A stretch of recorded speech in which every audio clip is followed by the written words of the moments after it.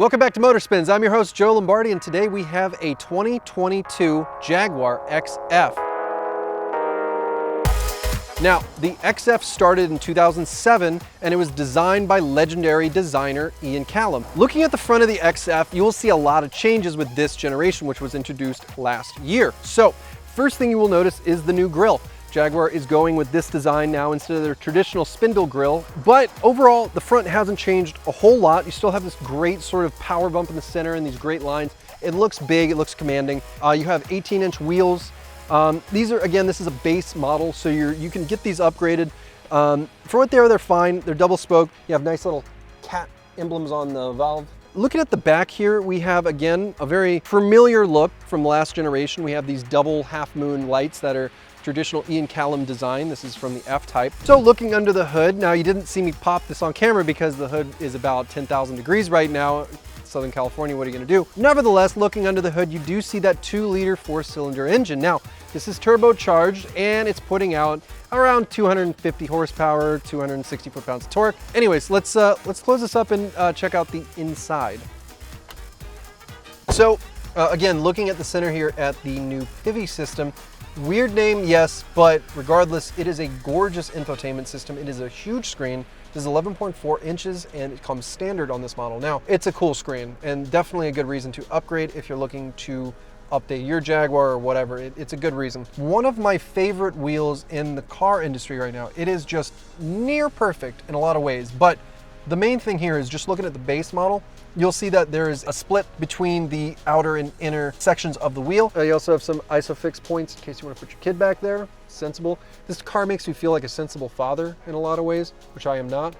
I'm just not a father. I'm sensible, I'm just not a father. So, going into drive, I'm not even gonna kick this into manual mode because I don't think it's worth doing, but just driving this car immediately feels pretty relaxed. So giving a little bit of a push here. 0 to 60 times around 6 seconds-ish. And your top speed is 155. I think I've been in sport this whole time, which is goes to show how sporty this car is. I didn't even know I was in sport mode. So there you go. These paddle shifters are so nice that I just want to flick through gears because they feel so good. It's just such high quality material. It's wild. Jaguar knows how to make a car feel expensive, that's for sure.